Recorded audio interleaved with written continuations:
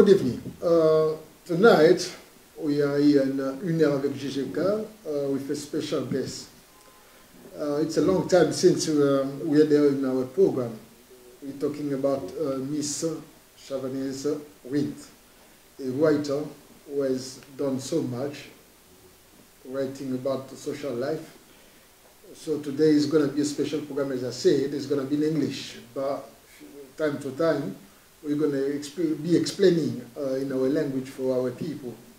So mbote na biso bana mboka lelo tozali na programme spécial pour na invité na biso na poko na lelo azali mopaya Miss Chavanese Wint oyo tokoyamba lelo toyamba ekala nde na poko lelo akolobela biso à propos ya ba buku na ye akomi. So first let's welcome our guest, Miss Chavanese. Good evening.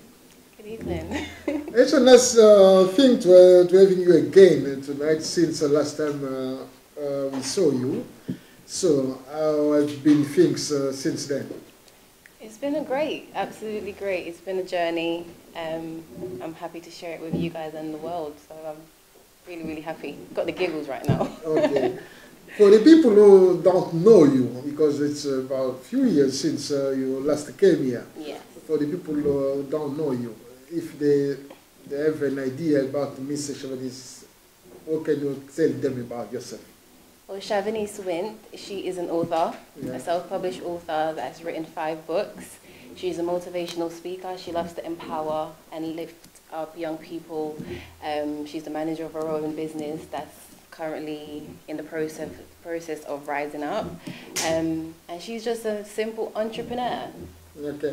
So you said it's the 5th book, but if we can go back to the first one, the second and third and the 4th, what can you tell us about the books you wrote before? Yeah, so most of my books, all 3 of them are motivational books. So I do a lot of motivational speaking in schools and youth centres and parents groups and such, and it's to uplift young people. There's a lot of people that's going through suicidal thoughts. There's people that's got addiction and things like that, and it'd be really good to like pick up a book that can uplift you. And my 4th book was an adult book. It also is motivational stuff, but that's for adults over 21s as well. My 5th book is my first novel that I've ever written. It's not motivational words, it's about a real life story. So they're quite different in all aspects. So what about the feedbacks about the previous books? What about the feedbacks? Have you had any positive or negative comments? Oh, well, not so far. So far, it's been quite a journey for the past 4 books. Everything has been fine. The 5th book is a little bit different. Yeah. We'll get into that a little bit later, but the 5th book is a little bit different. The rest of them, people are all jolly, you know, you're doing a fantastic job, congratulations. People are reading it more. People are actually studying my life and understanding why I write so much. I mean, 4 books in like 3-4 years is a lot. So people do understand that, look, I've got a good mind and how I'm trying to reach to people. So yeah, it's been quite good. Yeah, before we go into the 5th book, let's say, what put you into writing books?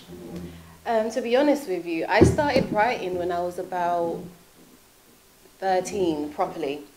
And it was always me in my room going through things that I thought at a young age was difficult. I was always by myself. I was very rebellious, as we once spoke about on the show previous. I was very naughty, as some may call it. And I used to just be by myself all the time. And I used to write in my diaries just how I felt. And while I was writing, it came to the point where it started to rhyme. And then it kind of turned into poetry. And then it turned into motivational words. And I was able to uplift myself a lot from writing my own stuff. And it was just stuff that I used to just write and put down. And it was definitely a journey for me, but it inspired me to write theatre plays and, you know, looking at young people and how they live their lives and, you know, the gun crime, the knife crimes and things like that. It really inspired me. Look, you can write more than just poetry. You can inspire people. So I started to write real theatre plays about sex, about drugs, about people that's been, you know, been shot and stabbed and died numerous times over just silly things, gang violence. So my mentality stretched a little bit, and I was able to expand my mind into the creative writing industry. How easy or difficult it was for you to start writing these books? To be honest, it wasn't difficult. Honestly, it was one of the most rewarding experiences of my life that I've ever had, honestly to God. I was never in a point where I felt like I have to do it, because I loved it. I was never looking at the time and thinking to myself, oh, it's time for me to stop writing. You know, when some of us are in jobs that we don't like and we're in a 9-to-5 that is so stressful, but we're just in it just to pay the bills. It's not one of those. It's my passion. It's my dream. And I will finish work and it will be 2 o'clock in the morning and I will sit in my car and I will literally be writing. That's how much I love writing, because it rewards me. I love to see what other people get from my writing. You know, did I save a person's life from a suicidal thought?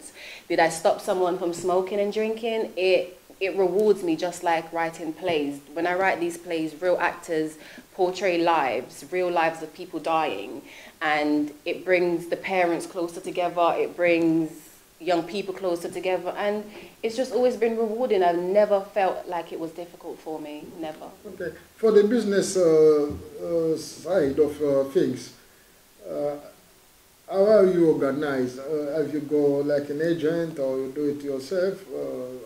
How difficult it is to make things yes. just keep going? Oh, I'm a do-it kind of girl. I do everything myself. Okay? Really? Yes. I haven't got an agent. I write, I edit, and I send my work off to my publishers, and they work on them. Obviously, I have to have someone next to me editing once I've done it, because someone always has to be able to write over what you've done.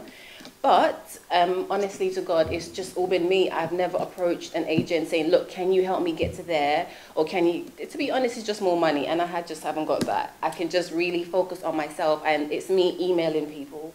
It's me calling people. Oh, can I do this and can I do that? It's the more you outreach and get the knowledge of these things, the more I can help people to say, look, you can do it by yourself. You don't need to pay £2,000 to get a book published. You can do it by yourself.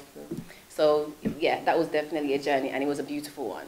Okay, the last time we had you on podium, the platform, we've been talking about youth. So now you're going into the adult. Why this step forward? Yeah. It's a big change. Yeah. It's a very big change, just like we just spoke about. It's a big jump from writing the motivational stuff to actually now writing a novel. Yeah. I do get nervous when I think about it, because there's a lot of negativity around it and there's a lot of positivity around it. But honestly, it was a big jump for me. I never really thought that I could be in this position to know that I can write such a huge, different book. It's just, I can't tell you the words that I feel when I think about why I had to write this book. And it was one, I haven't seen my mentor for a long time, and we met up probably about 4 months ago, probably about May or so. We met up, and he was taking some photos. So he's my mentor. He's this brilliant photographer. He takes lots of photos. He's pushed me in my journey, and one day we were just taking these fantastic photos, and I went home and I was looking over these photos of myself, and I was like, wow, you know, that just looks like a rock star kind of photo. It looks dangerous. It looks fantastic. And I started to feel, I said to myself, sex, drugs and alcohol. This really looks like a sex, drugs and alcohol photo. And I started putting up photos saying sex, drugs and alcohol when I didn't even write the book. I have not written this book yet, and I was actually promoting the title of these words. And I started to feel like I was getting somewhere, and that's how that took off so further. Although already a viewer, Poupon from Canada, was watching. He says it's good to see you. Thanks, Poupon. Hey. We love to see you. Good to see you too. Okay, so how satisfied or unsatisfied you are writing these adult books, because this is the second one you're writing. Yes, so the fourth book, sorry, it was much more, as I said, the fourth book is called Bow Down, Rough, Raw and Ready by Chavanese Wint. Yeah. And it's not a novel. My fifth book is a novel. It's real stories. This one is just like, it's for adults and the things to do in the bedroom and how to spice up your relationship and that kind of stuff. Yeah. So it was a little bit different. The fifth one is much bigger than anything I've ever done before. Okay, let's talk about the fifth book, which is Sex, Drugs and Alcohol. Yes. Why this title? I love it. Yeah? I love it. It has a ring to everything that I had to portray in this book. Yeah. The vision behind everything that I was doing. I just loved it, and I just felt like that was going to be appropriate. When I'm always picking my titles to my books, I always try to vision what it will be like to be in it myself, and how can I push this further, and how can I make this title great. I like to have great titles. When you're creative, things come to you just like that. It's like a songwriter or a rapper or a singer. When you're doing something you love, it comes and it's like, okay, how can I work to make this better? And I didn't come up with 1, 2, 3, 4, 5 titles. This came to me within a photo. Okay, just before we go further, just a question, maybe you might do something. Have you been quite scared or maybe a bit hesitant saying that they're going to treat me like a pervert? Wait, or me? They'll treat me like a pervert? Yeah, but they probably will. Yeah. They probably will, but I try not to look at the negative side of stuff. I try to always be positive, and everything that I do, I know that it's always going to get some backlash. Even if you do good in life, people will still come at you. So you might as well live your dreams, do what you got to do, and keep it moving, to be honest with you. I'm just, at this point, I'm more sick and tired of people trying to bring other people down when they're not doing anything in their lives. So to be honest, negative thoughts and comments, it doesn't apply to me. Okay, let's go into the book. Sex, Drugs and Alcohol. What is it about already? What did you write inside? If you can explain a few minutes for yourself to explain the book. Of course. Okay, so Sex, Drugs and Alcohol is all about, brilliant image, it's all about real life stories. So I had to interview people, so friends, family, people that I knew nothing about, people that I mentioned the title of the book, and they just picked up on it, and it was like, I've got a story for you. I think this will be interesting. And I will sit down and I'll interview some people, and to be honest with you, certain things that when I was interviewing them, certain people, their stories was quite graphic. It was too much for me. I had to take a couple breaks in between. You know, I was like, you know what, maybe I'm not supposed to be here doing this right now. And some of the books did give me a bit of, that's a bit spicy. Got a little bit of seasoning on there. Let me do that one. So I did interview people, and I did find out that people go through things. Not because I don't approve of their lives, it doesn't mean that they're not allowed to live their lives. So the stories got together. I try not to edit too much of the stories. I try to keep it as true as possible. And it came together, and I was interviewing people after people 4 o'clock, 5 o'clock in the morning, 3 o'clock in the morning. And it got to a point where the book developed into such a big thing that people was picking up on it. And it was an exciting journey for me. I lacked so much sleep. I was tired as hell. There was days that I just couldn't be bothered to get up and do things, but you know what? It all came together, and I'm proud of that. Yeah, in our actual social life, there is too much drugs, there is too much alcohol, there is too much sex, because alcohol, drugs come with absolutely sex. So in doing so, is it a fight against the things coming into our lives, or it's just a taste of writing because you enjoy it? Yeah. Both. Yeah. I'll say both because I enjoy the stories. You know, when you hear sex, drugs and alcohol, it turns a person on. It makes you are intrigued by what's going on. You see a celebrity, okay, and you see how the way they dress and the way they speak and the way they do things. People are sexually attracted to that person, no matter how they look, but it's just the way that they're dressing. Again, I'll address the fact that you said, yes, drugs is a way of, it defeats people, it kills people. You know, it's not, what this book is not trying to portray is the use of drugs. It's not trying to tell you that drugs is okay. It's not trying to tell you that you should go and apply, go on holiday and do all of these things. It's portraying the way people live their lives.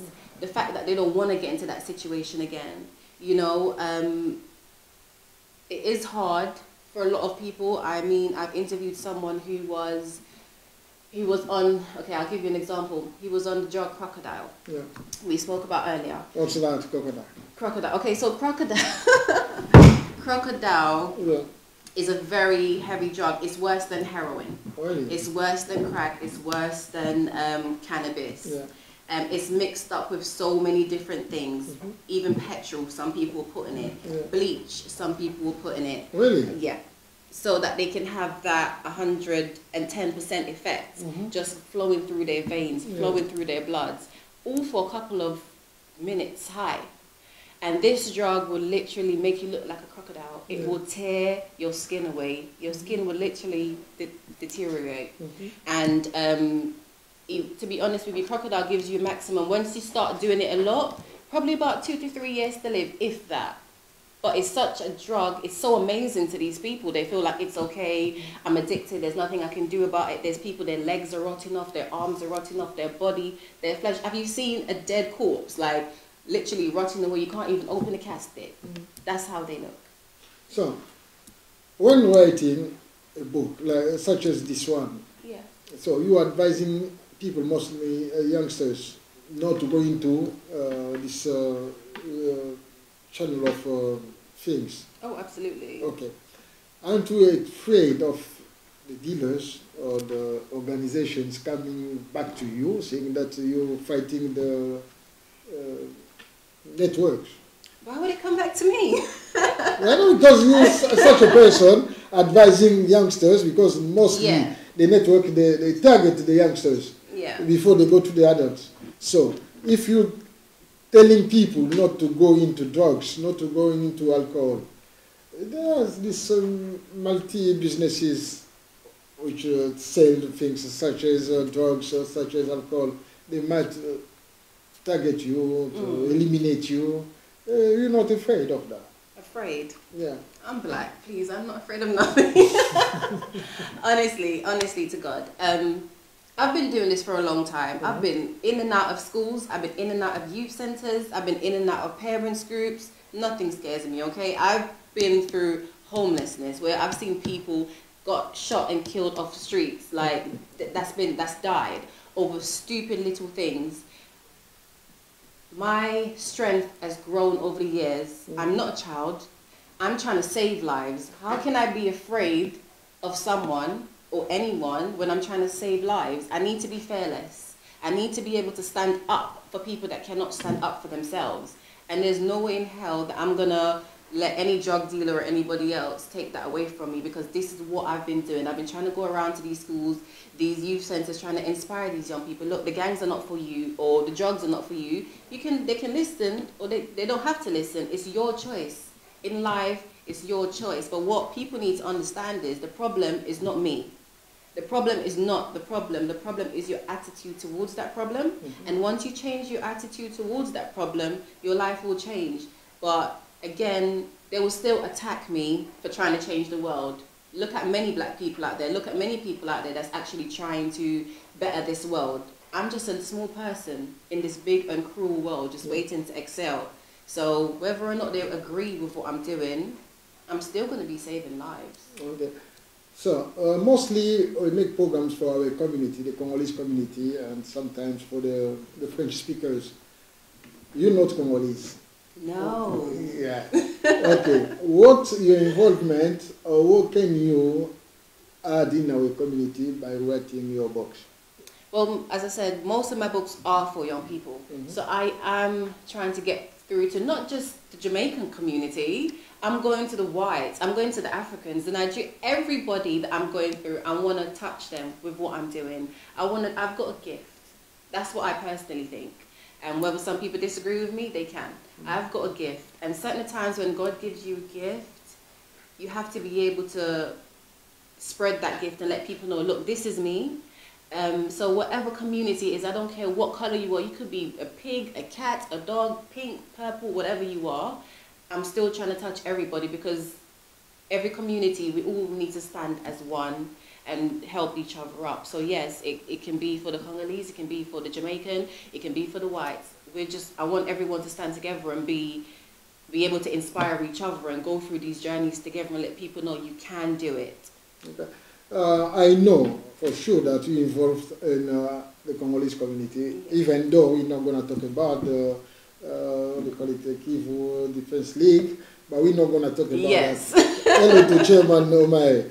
Okay, but since you're involved in our community anyhow, have you tried to organize something like a session to motivate the young Congolese girls or boys who are trying to go over the top, if you can say that? Have you tried to do such a thing? Or if you haven't done that until now, are you planning to do so in the future? Absolutely. So January is going to be my motivational tour. It's going to kick off in January. And as you said, we're talking about the community. I'm trying to get through to a lot of people. So as I said, going into schools, youth centers and different things like that, I want to connect with people. This is why I am networking. I'm coming on the shows. I'm appearing in newspapers. I'm doing a lot of networking to reach out to the community. So if you have young people out there that's doing what they're not supposed to be doing, I want to create a session. I want to be able to bring people together. I want to come into your community only if you can accept me, which will be amazing. We have already, because you're here. Yes.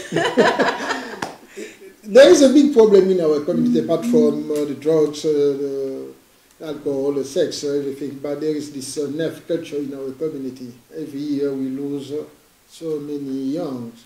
Because of nerve culture. Yes. We got the community which is organized through the umbrella of the CCUK, the Congolese community in the United Kingdom. Would you mind, or would you be able to meet with the officials so you can have all the information to write a book about nerve culture in the Congolese community? Absolutely. That will be an amazing privilege to be able to do something like that. I'm reaching out, and if I'm reaching out, please grab my hand, please grab it tightly, because this is what I'm here for. As I said, I've got a gift, and if I can lend a hand in any way, in any community, I'll do 110%. There's no doubt about that. So, about the book, when is gonna be the book out? So yes, Sex, Drugs and Alcohol will be out in September, about the ending of September. Yes. This year. We're in September already, but it will be out in September, about the 31st of September. And there will be a book signing in October 22nd. So it will be in Waterstones in Kingston upon Thames, where I am based at the current moment. And we're doing a big promotional campaign, so we're going into newspapers and radios. Yeah, I can see. That's the. I don't want to make a publicity of the Voice. If you go to the page, that's a page. I can see page 23. Yes. Yeah, you can see it's there. Okay. Sorry, my people. Yeah, we can see there. Mrs. Chavanese Wint. So the book is going to be out, as she said, because we like telling the truth. We don't want to just come here to say anything. That's the book in the cover. Yeah. On the screen is the cover, sorry.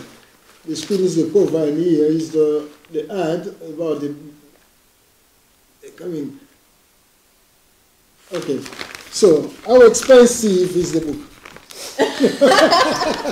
It's not expensive at all. The fact of the matter is, all my books are available on Amazon, eBay, W.H. Smith, Waterstones, many retailers all over the world. When my publishers publish it and it's done, they give it their own price. So all my books probably about $7.99, $8.99. There's not a big difference between that. Not over £10. No, hopefully not. This is my first novel, so I'm praying to God because I'm trying to reach out to everybody. And if it is, we can discuss that. But also, I've made my very own website, which is www.chavanesewint.com.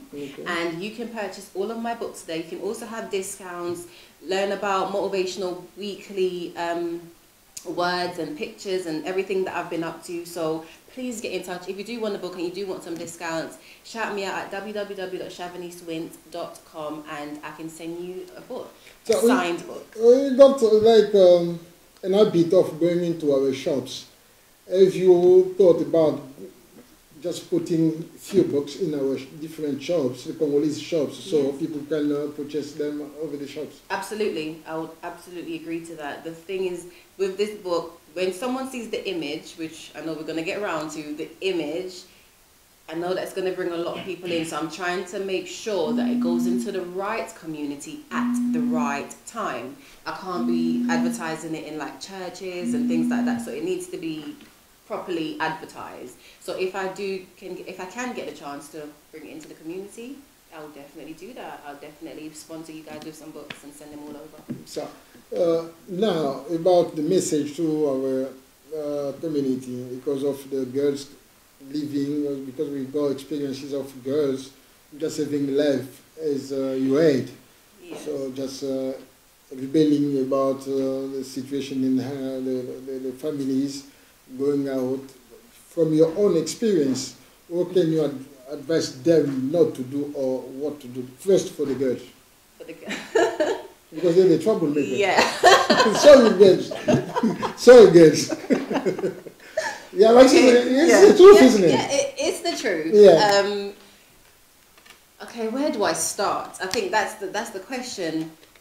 About family life, being a girl in the family, what can you do or can't you do? Yeah, absolutely. For me, it was difficult because I wanted to do what I wanted to do and no one was going to tell me any different. Yeah, there are limits as long as you live in the parents' place. I was living with my parents. I lived with my stepmom, who was a brilliant mom. She did the absolute best for me and my brothers and sisters, but because she was my stepmom, I didn't see it that way.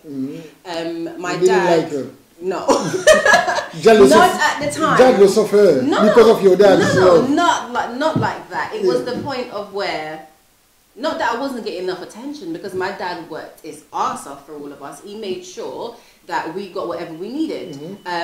She was the one that was around us all the time, and I felt like she was just too strict. This is only from my point. I felt like she was too strict. She was too much. Maybe she was picking on me in a way. At the time, I didn't see that. The only thing she wanted was the best for me. She didn't want what she had going on that I had to go through. She wanted a better life for me. And that's why if a woman can pick up another man's child and take care of that child and have respect for that man, and the child don't see it, there's not much you can do. I've had nights where she would cry, you know, because she felt like, what the hell, why is she doing this? But she still stuck to that. And they've been through together probably a year after I was born. So at the time when you're growing up, your parents are telling you these things, girls. When they're telling you these things, you're not realizing that, look, they don't want you to go in the streets and get pregnant. They don't want you to go in the streets and let men use you. They want you to have experiences, know how to cook, know how to clean, know how to be in the house at a certain time. But we as young people, we don't see it like that. We want to party, we want to drink, we want to smoke, and not realizing that our parents is only shielding us and protecting us. And I'm just going to tell you this now, there's nothing in that world that you need to be chasing other than your dreams. Staying in school, making sure that you listen to what is being said to you, because if you don't, you're going to end up either being a drug dealer, either dying, either getting raped or stabbed, or being in a situation that you don't want to be in. And as I said, I didn't see that. I ran away when I was 17 years old. I started my company about 15. My dad was supporting me. Everything was great. I ran away. I was a rebel from like 13, but I kept it in a little bit. Once I was 17, I ran away. And at that time, I didn't have any, I had an immigration problem. So I was back and forward into houses after houses, sleeping on floors, then going to a swimming pool, having a shower in the swimming pool, then going to college. Then after college, I would go to my company and teach my company because I wanted a life outside of my parents' house. I started smoking cannabis. I started drinking heavily because I wanted that life. And that's what they were trying to protect me from. And I would sit in that, I would sleep in the back of a car months after months. And I would wake up and I would say, why would I put myself into this? You realize why they're trying to protect you. And when I turned 18, 19, I said, my only thing I really wanted was to make my dad proud. Every time I started my business or do something, I wanted my dad to say, I love you. You're making me proud. And when I hear those words, it made me cry because I've worked for that. The other day I went to see my dad now and he's just like, I'm so proud of you. Maybe you should do this. And I would listen. I find me and him would argue all the time. But once it's my career and he's trying to know the best for me, I would sit down and listen because I'm an adult now. So for the young people that's fighting to go out into these streets and hang around with these groups because they're popular, or because, you know, they're selling the best drugs, or because they have the best shoes on, because, you know, they're doing things in your eyes that's amazing. You can be better than what they're doing for you right now. Your parents are trying to protect you, so all you have to do is just wait. You 13, 14, 15-year-olds, 16-year-olds are ready to rush to be something that you're not when you can be living your dream. So my advice to every young girl out there, just take your time, live a young person's life. Like nowadays, the world ain't like it used to. As soon as you step out there and someone's kidnapping you or raping you and doing things. So let your parents protect you. Let them be protective, because when you reach 30 and them ages, they're not going to be running after you anymore. You're gonna wish that you had them around you. I see my dad now, and I had to just hug him and kiss him because I love him so much. He does regret. He regret letting me go. I know that much. I know that he regret letting me go out into the big world to face it by myself. But it was a good decision because now you realize. I've learned. But I want him to know that I love him no matter what, and that situation has made me stronger, and I was able to build a career. I'm able to write 4 books. I'm able to go into places to inspire people. Like, look, I had times where I was suicidal. I wanted to die. I would write death all over my hands because I do not want to be in this situation. Why did I have to leave home? So do not put yourself in harm's way and you feel like, you know what, I need to go out there. You don't. Okay. Take your time. Okay, about the boys who like to hang with the gangs, who mostly attract girls, influence girls, you know, to go out and then to rebel to their families. So what can you advise them? Boys, to be honest with you, anything that I'll say to a boy, they probably won't listen, because if I'm talking to a man, they will listen. There's a difference between a boy and a man. Your mentality needs to change, full stop. If you're a boy, you're going to want to party again, just like the girls, be nicely dressed so that you can pick up these girls. But what happens? You're going to have 5, 6 kids with 5 different women that you have to take care of, that you don't even care about. That's all the life's going to lead you to. And plus, it's going to lead you to hanging around with the wrong company, getting stabbed, getting shot, and then your parents has to sit there and cry and say, you know what happened to my son? This is what I hate, because parents, we think like, you know, our kids are the best. They're at home. Of course they're the best. They know that they're going to get a slap in the face if they carry on doing what they're doing. Full stop. When they're outside of home, what do? They sell drugs. The parents don't see that. The parents don't see them fighting or carrying a knife. The parents don't see them carrying guns, do they? They don't. They're perfect in their moms and dads' houses. But when they're outside, it's a different thing. And parents, you just have to be stronger. Always be there for your kids. Keep on talking to them. Keep on motivating them. I will never blame the parents, because parents do try their best. It's a little boy's mind. It's a boy's mind to get into what they're doing. A man's mind, I'm going to make my money. I'm going to go to college. I'm going to go to university. I want a better life. That's it. But in that moment, when they want a nice shoes, they sell drugs. Okay. So, talking about sex, now we got a new generation coming up with girls. Yes. If they have to be careful, sorry, to be careful about sex because there are too many diseases out there. What can they do to avoid so this exciting life which they find so, I don't know what to say, so easy to go into? Because we're talking about sex. Yes, you know what, for young people, as I said, when I was that age, I was going to do whatever I wanted to do. Only advice I would say, protect yourself.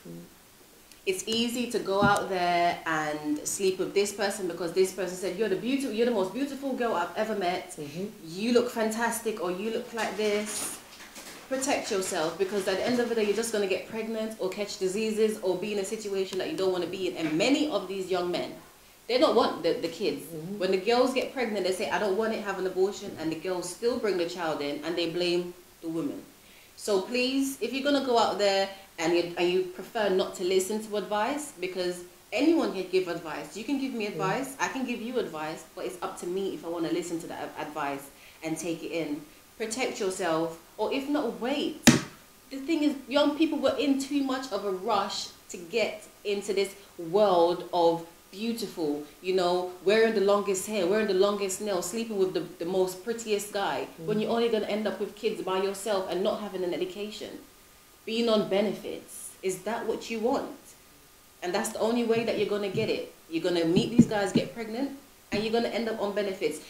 Either, you know, I don't know how to explain it. It is difficult, but this is the society we live in today. Okay. Thanks to our friend Kate Agency who's watching. Is really liking this program. There's one question which is making the news. Maybe you haven't heard about that. It's some laws coming into effect in France. Yeah. Saying that they would like to, not they would like, they're gonna be teaching sex life from nursery, primary school and secondary school, at least 3 times a year, I think. So it's going to be into effect in this September. What do you think about the new life, teaching kids about sex life? I mean, I don't know where to balance They're all out intimity, there. I say. Yeah. They're no secret. Yeah. Okay. What do you think about it? I don't know where to balance it out, to be honest with you. Did you say from nursery? Yes, from nursery. From nursery. Yeah. That is like my child going into school at nursery. Is a baby. You're a baby. Yeah. You have to balance it out a bit. Maybe I need to know what exactly they're teaching, because they can't go in depth. I can tell you, because we had a bit of a video. They're teaching kids about the intimity, the woman part, the man part, even though the ejaculation and things like that. In the school. They're asking the kids what comes out of the man when one little boy said it was the urine, because he didn't know, but there was a girl who said there was sperm. I mean, no, we've got a video. I would love to see this video, because it's in French. I would love. I don't know if. I mean. Yeah, because you're writing about sex. Let's talk about it. I mean, okay. Honest answer. It's a lot to swallow. I feel like I'm eating some dumpling and some bananas and you know, seriously, it's a bit hard to swallow to think about my child going into school. At her age, she's at 8. Nursery, and that being told, again, I like to instill in my child, look, this is what happens, so she can be safe. I mean, 5, 6, 7-year-olds are getting kidnapped. They need to know what to do and what not to do, and what situations that they're in. But a nursery child, that can start from like any age, from like 6 months, or it can start from like 1 year old. Anyone can put their child into nursery to know that. Again, I can't argue with it. I'm going to be honest, I can't argue with it, because it will instill in their brains what the human body is about. It will instill in their brains, this is how you can get pregnant. This is what comes out of a human being. They will have a bit more understanding when they reach an older age. So again, I'm balancing it out. I can't argue with it. About the laws, because in the families, we're trying to protect the kids, the children. So we're telling them to be over 16, mostly 17, before starting any sexual life.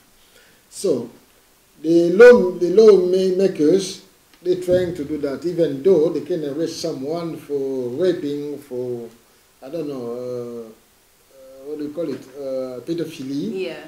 And now, the same lawmakers in France, they are approving this new law, teaching people how can the families and the society balance everything. This is what I'm saying. It's very hard to balance that out. For me, in my opinion, again, I'm trying to think like a parent. I'm trying to think of what the young people are going through. Sorry, you know, they do need to understand at a young age.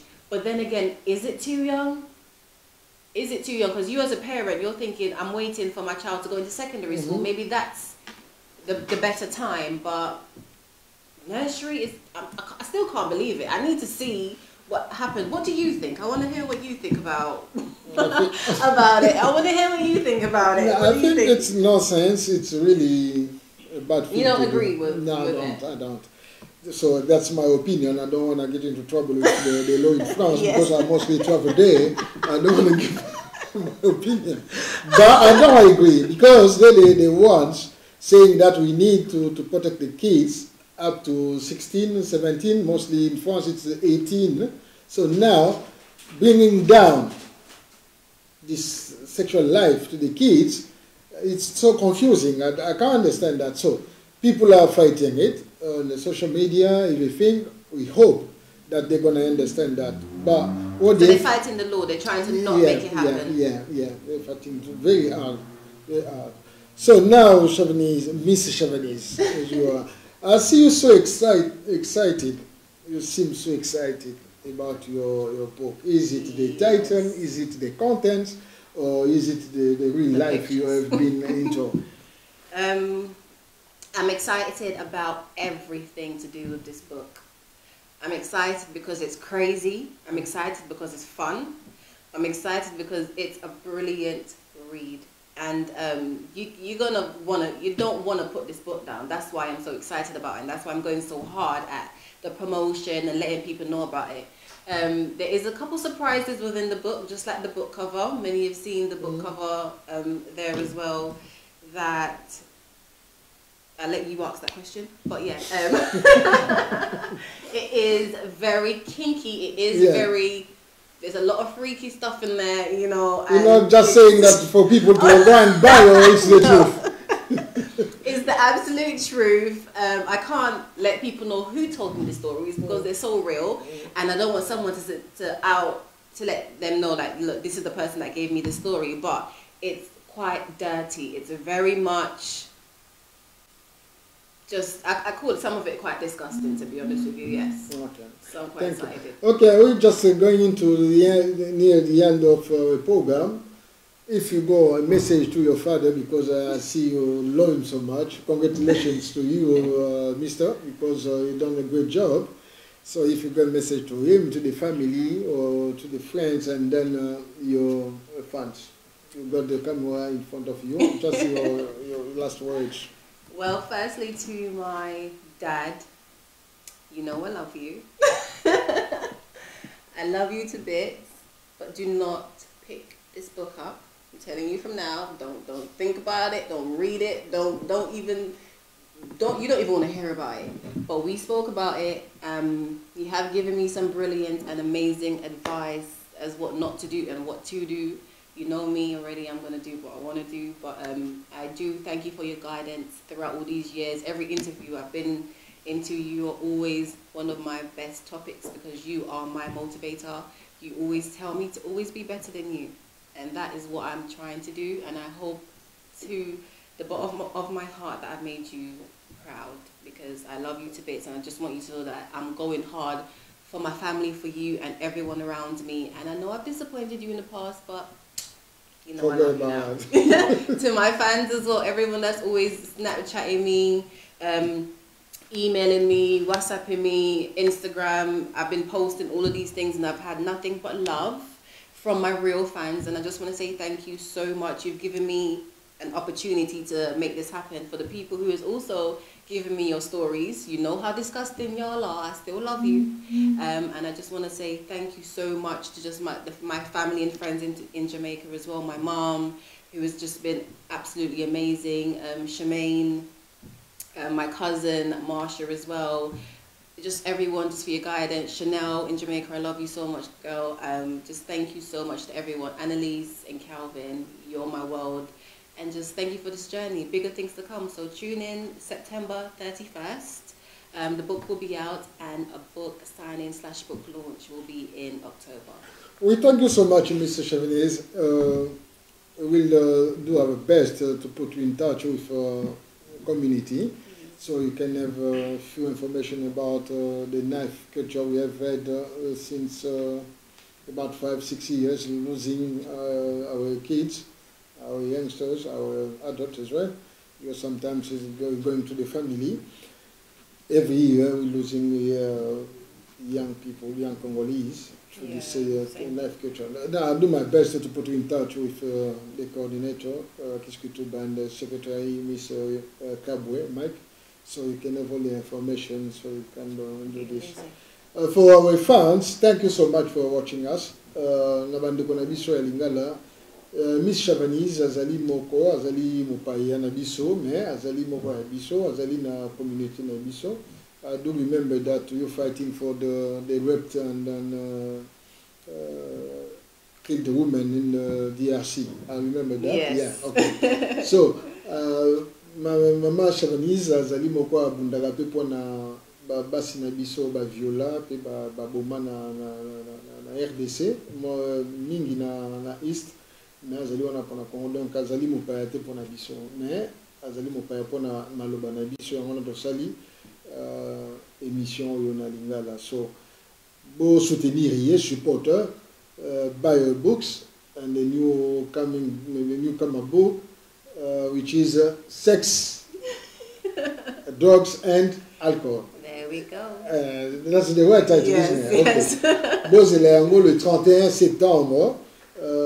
Année où on a fin du mois, Bosomba yango.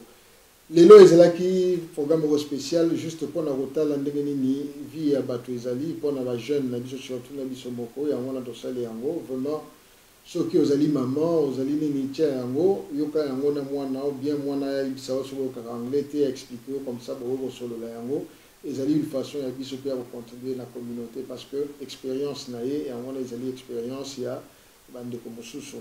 Alors, pour les autres on a vraiment merci Mingina Popon, merci Digbo, merci Mingina Commentez, merci Mingina Toleka, il veut qu'on voit sur 15 na bande de shop qui ont millénaire na Irlande. Tout on libino boton dit rozonga wa pona ba émission na biso ya politique.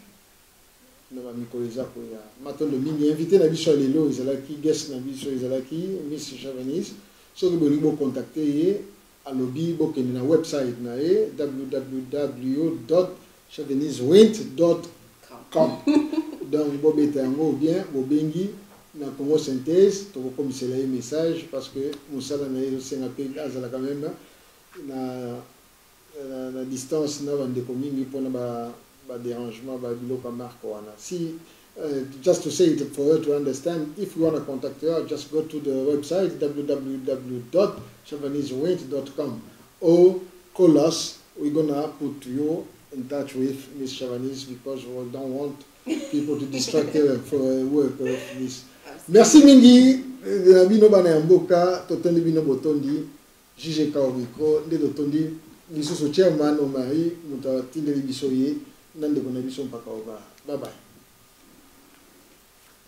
Thank you.